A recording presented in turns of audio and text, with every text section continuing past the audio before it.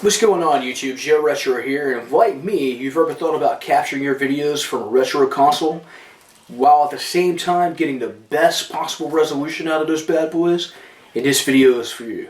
Stay tuned and I'm going to tell you guys how you can record from original hardware on your retro systems at a budget. Without further ado, let's get right to it.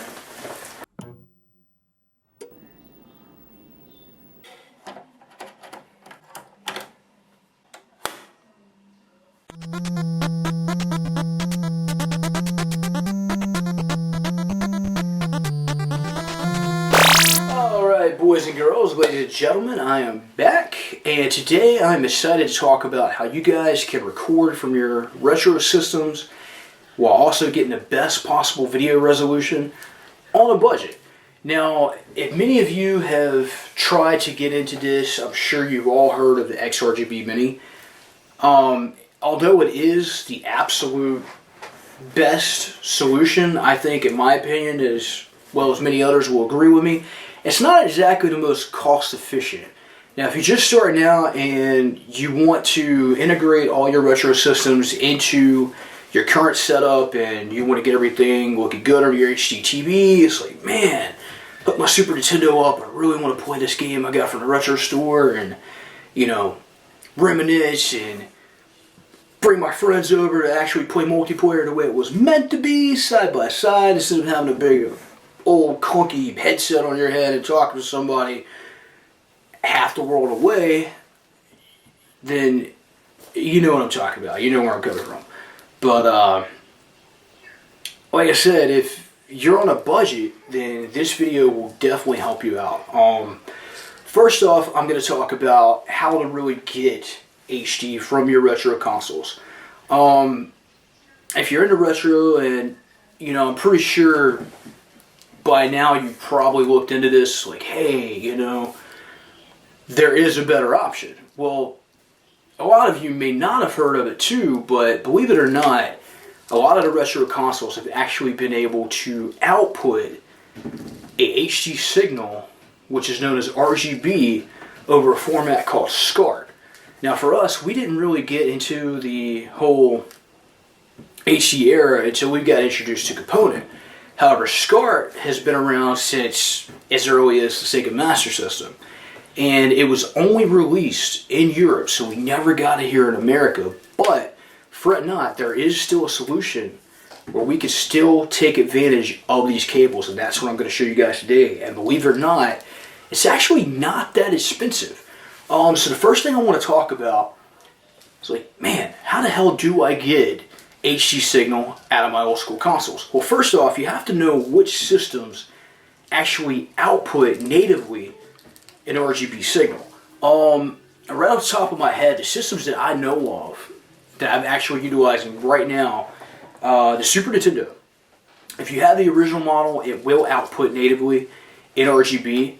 I'm pretty sure the SNES Mini will as well. Trying to think here. Anyways, I have like the original Super Nintendo. It outputs natively. The Sega Saturn will do it. The Sega Genesis will do it. Me personally, I have the Sega Genesis Model 2. And also, you could use a Scart cable, which, I mean, a lot of people probably won't use a Scart cable on a PlayStation 2, but I'll tell you why, in my opinion, I think it's a really good option. For one, it is a little bit easier nowadays with the modern day capture devices that a lot of people are using, because I know a lot of people are using Elgatos. And Elgato, as you know, once you get into the newer models, it'll only accept HDMI. Well, if you use Scart on a PlayStation 2 versus using a component cable, it'll actually integrate right into the setup that I'm about to show you. So first off, let's talk about Scart cables a little bit. I'll show you guys what they look like, and I'll give you an idea of where you can find them and kind of go over the pros and cons a little bit of what to look for. First off, this here is a Scart cable. This one particularly is for the Super Nintendo. Now, this is what you're looking for. It is known as a 21-pin Euro Scart. Now, it's very important that you get Euro Scart because Japan actually got this format too, but although they look the same, almost identical, they are wired up differently, and you will get different results from these cables if you do not have the right ones. So what I'm trying to say is basically whichever type of cable you have, you'll have to have a specific converter for that type of cable. But you want to make sure that you get the Euro Scart. And like I said, this is what it looks like here. It kind of looks like an old school serial cable. And of course here, this is the other end that goes into my Super Nintendo. Now, the cool thing about this, the consoles that I mentioned, the Super Nintendo in particular, you don't have to do any mods to the original Super Nintendo to get RGB. Some of the other systems are still capable of getting RGB, but you will have to actually do modifications. Cool thing about this video, all the systems I'm mentioning today, you don't have to do any mods at all. Just buy the cables and buy this extra accessory I'm about to show you, and you guys will be good to go. So again, that's the Scart cable. That's what it's going to look like. Same difference as plugging in a regular audio and video cable. It's going to go directly into the back of the system. And then this little bad boy here is going to go into the adapter that I'm about to show you, which will allow you to use these Scart cables on an American television. Alright, so we're going to put the Scart cable down. This is a magic, guys. This here is a off-brand Scart to HDMI adapter. Now you actually can get brand names of these. Although, in my case, when I was searching for it, it was a whole lot harder to find. So I ended up having to get on eBay and buying one of the generic ones that does not have a particular brand name. Now, I will say, be warned, there are a lot of sellers out there offering these, and you can get stuck with something that doesn't function as it should. Now, with that being said, the guy that I bought it from, I'm not saying that it's like the absolute best source, don't take me wrong, but guy has sold. He's well on his way to selling at least 300 of these things. It says they're almost gone. So if you want to check this thing out after watching my video and you see how it looks and how it performs, I will leave a link in the description to this particular seller. Seller was out of California, I believe. Priced very reasonably, and I got it super fast, no problems, and I highly, highly recommend buying from this particular seller on eBay. So let's take a closer look at this device. If you look here, this is where your Scart cable will actually go in. And over here, you actually have an HDMI input. Now, I know a lot of you are probably thinking, why do I have an HDMI input if this thing's going to be converting me from Scart to HDMI? This is a cool part. This actually serves as a pass-through. So, for instance, if you wanted to record the PlayStation 3, which, as everybody knows, if you ever tried to record a PlayStation 3 through HDMI, you simply can't because of the protection that's in play. This will actually bypass that. It will allow the video signal to go into your capture device, and it will pick it up. I will stress something that I had a problem with. I'm still working on it. Haven't quite figured it out yet. But for some reason with this particular box, when I used the pass-through for the PlayStation 3 to try to capture it, I was not able to get the audio. The audio would work on the menu, but once I got in-game, it stopped working. But the video captured fine. So I'm going to try to find a solution to that. As soon as I do, I'll make a video. If you guys are looking into using this device, if you pick one up, to record the PlayStation 3, I will show you guys my solution once I find it. So getting back to how this thing works, if you look on the side here, very similar to my last video with the Dreamcast adapter, this right here is going to be your power supply. If you flip it over to the other side, we've got a lot of stuff going on here. This here is going to be your power indicator. This right here is actually an audio input. This is going to be for like a 3.5mm jack. Same thing that we had on the VGA to HDMI adapter. Now if we look here, this is actually for coaxial audio. And then right here, this little switch here will switch it from Scart to HDMI. And what that's for is if you decide to plug something into the HDMI input, you can switch it from displaying the HDMI source or the Scart source. And right here, you've got a resolution button. Although it says 720p and 1080p, it actually does support a couple of different resolutions that I highly suggest you play around with. Do bear in mind that not all resolutions are supported on most modern day television sets. So if you plug this thing in the first time and you don't get a video signal, just play with this button until you get a resolution that your TV supports, and I promise it will look worlds better than hooking composite up to your HD display. Also, that's very important to keep in mind when you go to capture from this device, is to make sure that you have a resolution set on the box that your capture device will be able to capture. Of course, the last switch that you have here is going to be for setting it up from NTSC to PAL. And that's pretty much it for the box. Now what this thing is going to do is it will actually take that SCART signal, upscale it to HDMI so you can use it on your display. And when I say that it's a world of difference, trust me guys, it is a world of difference upgrading to this. Like I said, the FrameMeister is supposed to be like worlds better. Everybody swears by it that has one. Me personally, I haven't had a chance to test one out yet because I don't have the funds to afford one right now. I do hope I could get one in the future. But that's what this video is about. This video is about getting the best signal out of your retro consoles on a budget. So again, that is a SCART box. And the other thing I'm using to actually capture, if you're looking into using this thing to capture, this is what I use to capture. This is the Elgato HD60. Now, when I was talking about budget, these devices can be a little on the pricey side, but if you look around, I didn't buy mine new. I bought mine used off of eBay, and I was able to get this shipped, and I got it in like 2 or 3 days for $100. So guys, just look around. Your capture device, and of course your computer and your camera will be the most expensive thing that you invest in, which most of you, I'm sure, probably already have a decent computer that can support this. You don't really have to have something incredibly beefy for this. Which me, I'm using a MacBook Air, and I run Windows on a dual setup, and it has an i5 processor, 4 gigs of RAM, clocks in just under 2 gigahertz, and it works with this thing like a charm. So, like I said, you don't have to have an incredibly beefy computer, because my Mac is an older model computer.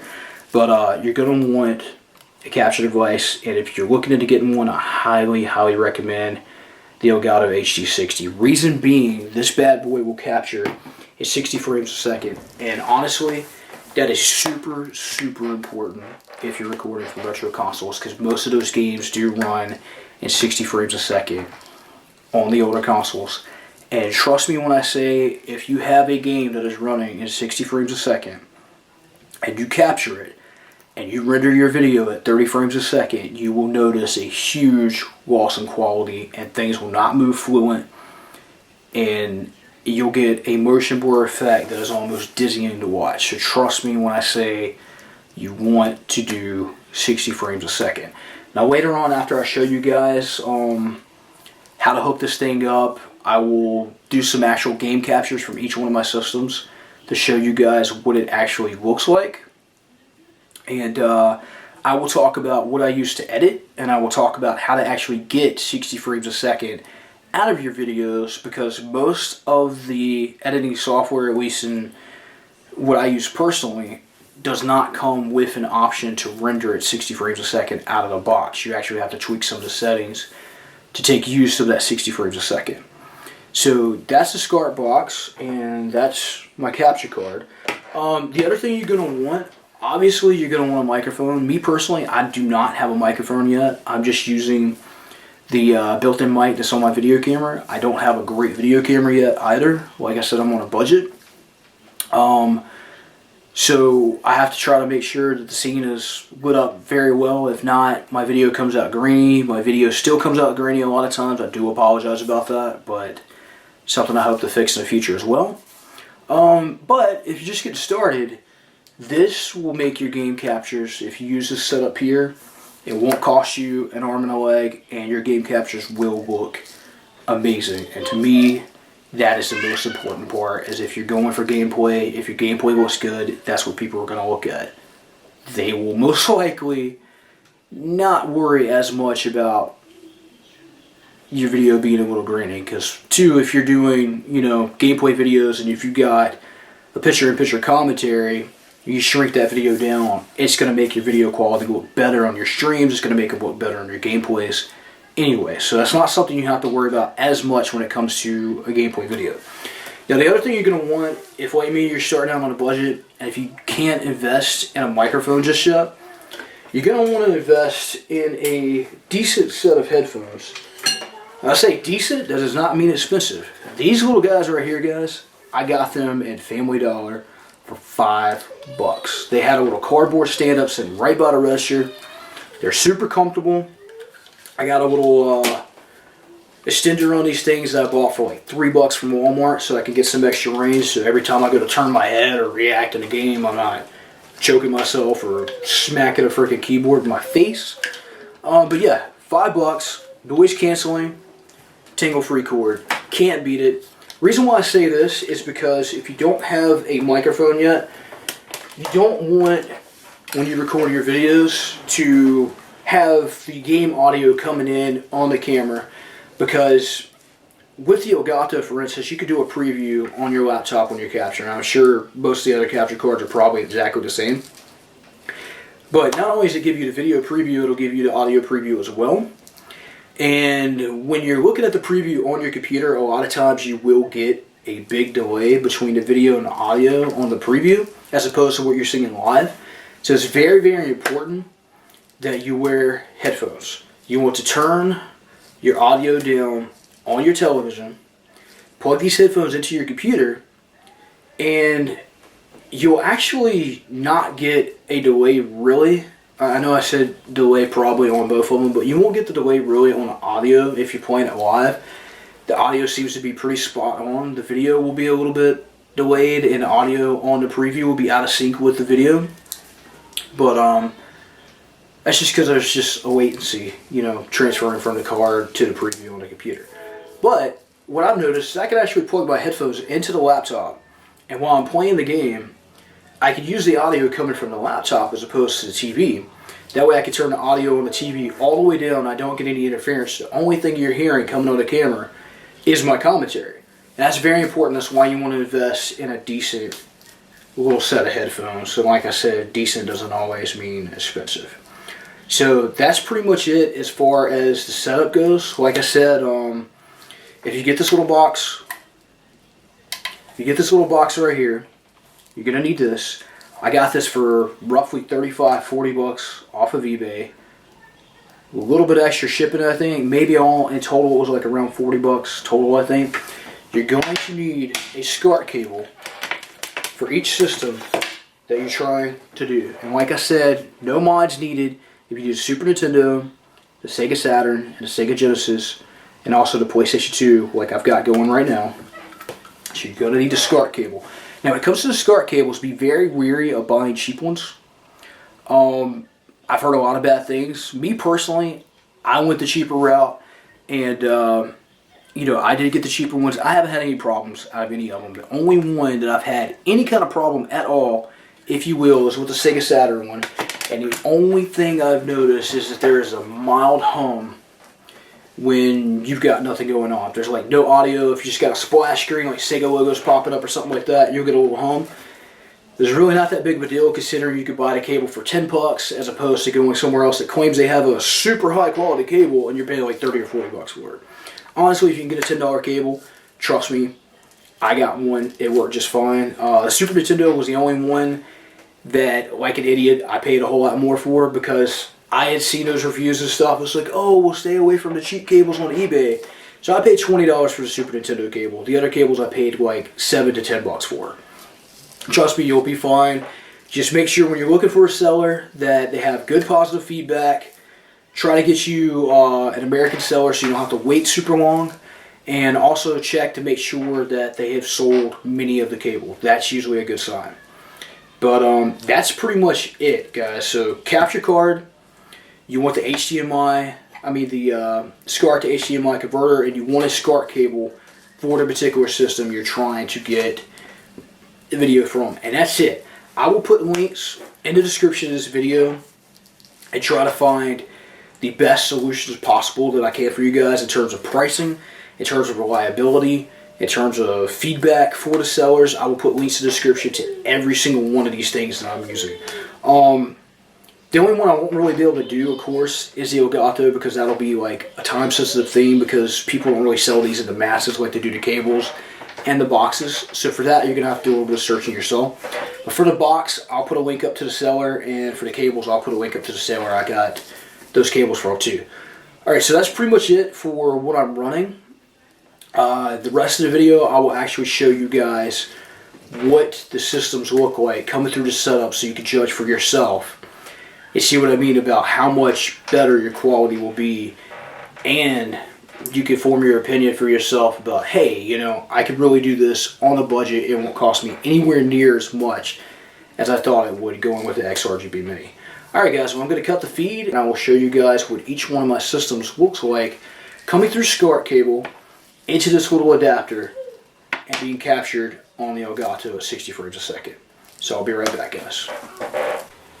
Alright guys, so here's the setup here. Actually hooked up. This is a Scart to HDMI adapter that I showed you earlier. And as you can see, I have a HDMI outputting going way over here to the monitor on my setup here. And of course back there I've got my Elgato. And then right here, this is a separate adapter that I talked about in other video that I had, specifically for the Dreamcast. I will put a link in the description to explain everything about this and how it works, but this is how I'm capturing my Dreamcast. So the backside there, as you can see, is where the Scart adapter goes in. And there's the power supply going out right there.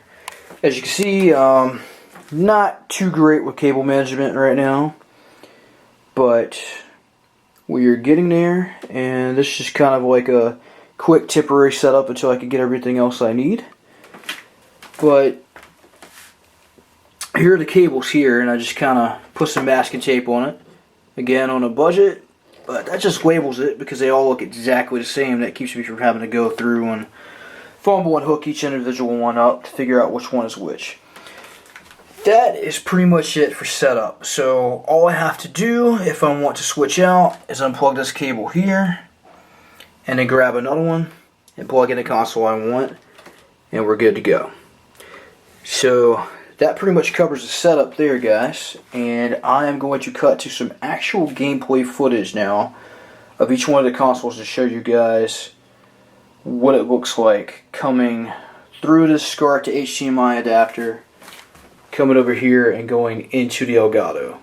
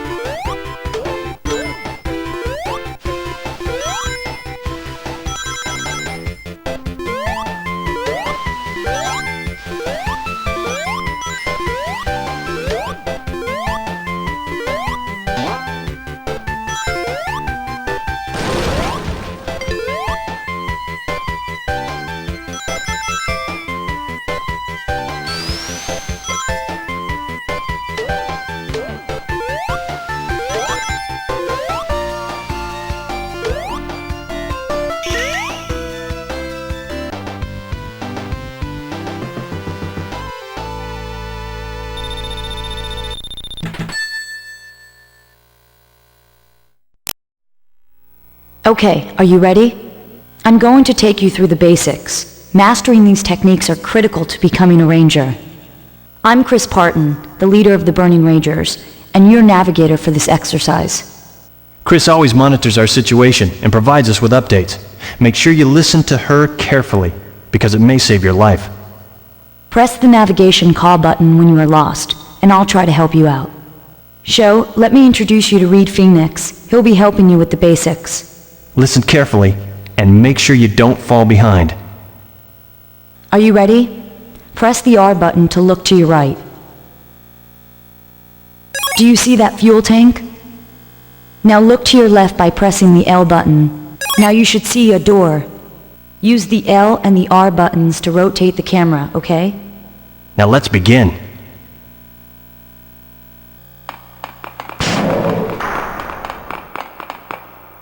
Follow Reed.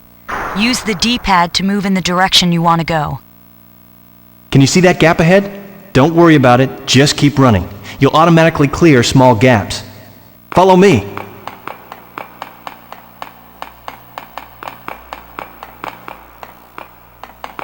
You should be able to look around corners by pressing the L and R buttons. There are 3 different types of doors and hatches that are striped and color-coded. You have free access through blue striped doors. To open yellow striped doors, you must find and activate a switch. Switches can often be found right next to the doors, but some may be located in different rooms. Red doors cannot be opened. Once they're closed, that's it. Also, you need to know that there are doors that only work in one direction. You can only enter the door from the blue stripe side.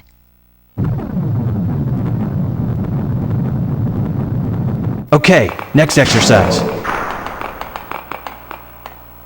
Sho, say hello to Big Landman. He's our most skillful ranger. He's a veteran firefighter, and you might have seen him on TV or in the newspapers. Keep your eyes peeled all the time, and you'll be all right. If you play it safe, you won't lose your head. Now we'll show you how to use your jetpack. You can jump up by pressing the jump button. If you press the jump button while in the air, your jetpack will deliver an extra boost that allows you to jump higher and get more distance. Here, watch me, and you'll see what I mean. Keep your eyes on him.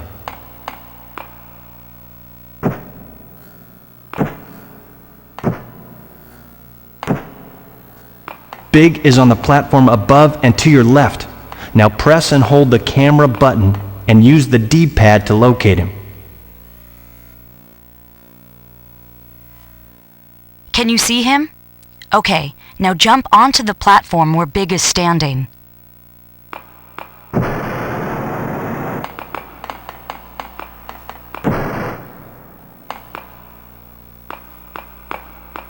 Take it easy. You can do it.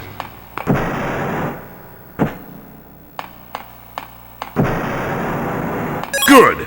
I think you've got it. Now, press the action button.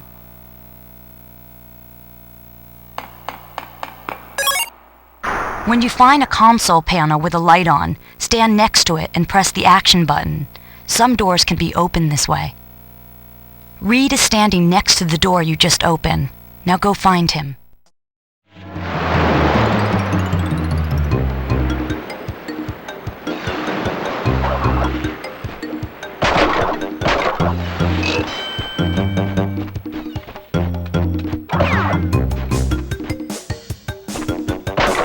What have I got?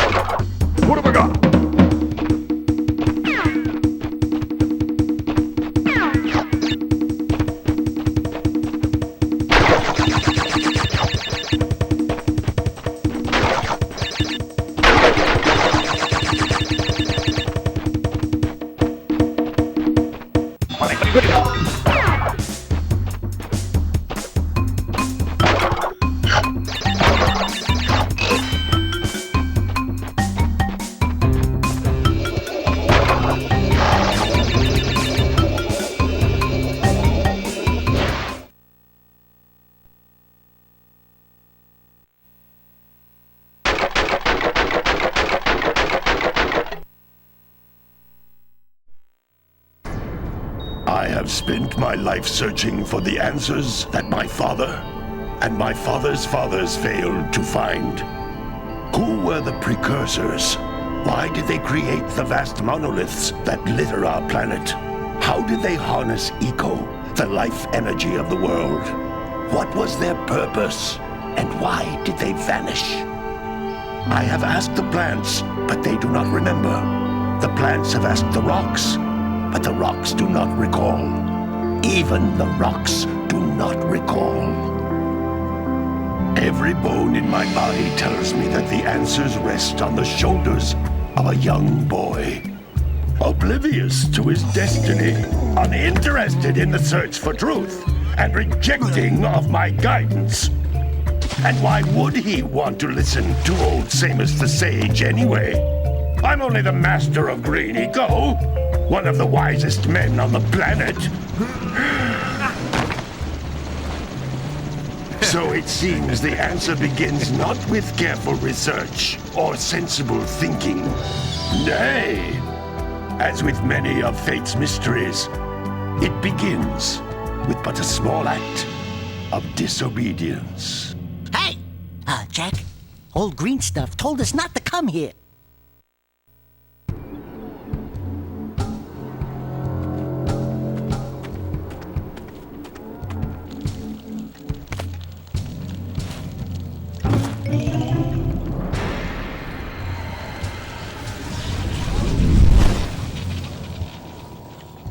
Continue your search for artifacts and eco. If the locals possess precursor items, you know what to do. Deal harshly with anybody who strays from the village. We will attack it in due time.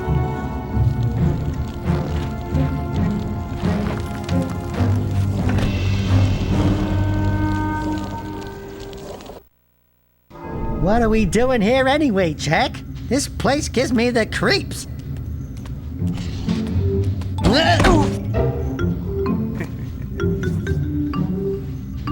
Huh? Oh, stupid precursor junk. Eek! What is that dark ooze? It sure don't look friendly.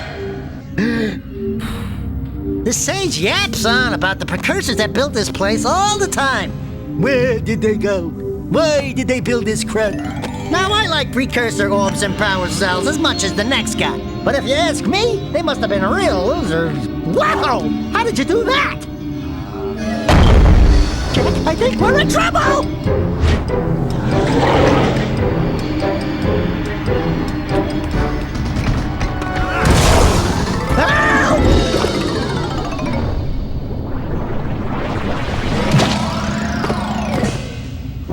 Man, that stung!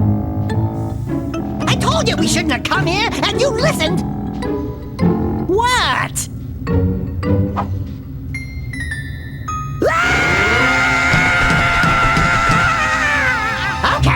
Okay. I'm fine.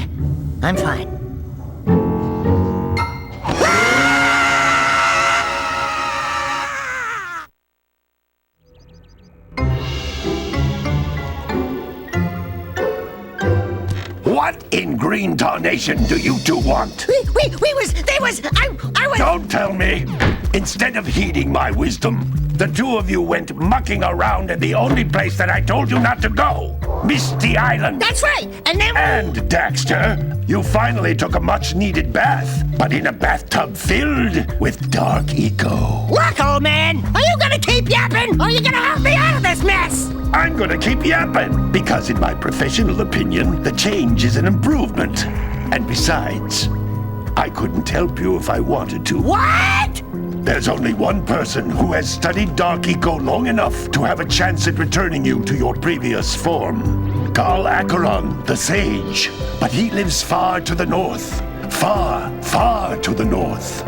Nobody has spoken to him in ages. I would teleport you there, but I can't do that either. None of the 3 sages that maintain the other teleporter gates have seen fit to turn their ends on for quite a while.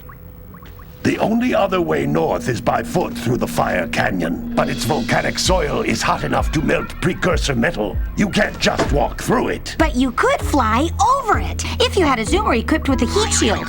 I just happen to be working on such a thing at this very moment. All I would need is 20 power cells to give it enough energy to withstand the canyon's heat.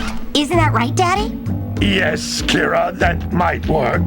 But where are a boy and a half going to get 20 power cells? From the villagers. Most of them have a power cell or 2 stashed away somewhere. And even if they aren't willing to just give them away, greasing their palms with a few precursor orbs should do the trick.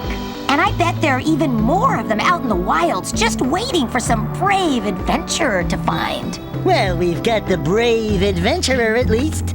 Brave adventurer? You two couldn't find your way out of the village without training. Before you do anything else, you better go through the warp gate and get some practice on Geyser Rock. We won't find any more of that dark gooey eco stuff, will we? 'Cause I'd hate to fall in again and turn into you. Get in there before I turn you both into ferns.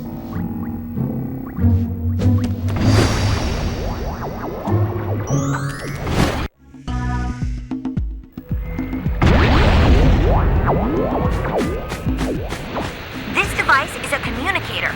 With it, my father and I can give you advice at any time during your quest.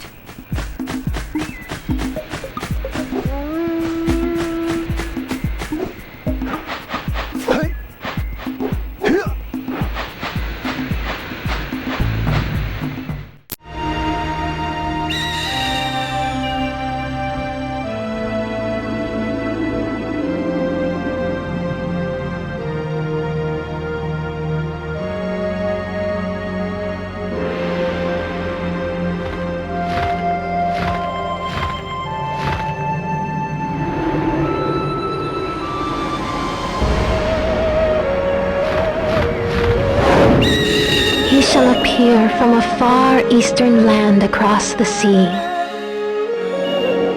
A young man who has yet to know his potential. This potential is a power that could either destroy him or realize his will. His courage shall determine his fate. The path he must traverse, fraught with adversity, I await whilst praying. For this destiny predetermined since ancient times. A pitch-black night unfolds with the morning star as its only light. And thus the saga begins. Alright guys, so there you have it. You've seen all my consoles running through the Scart to HDMI adapter. Kind of give you a taste of what you can expect from the setup that I'm running on a budget.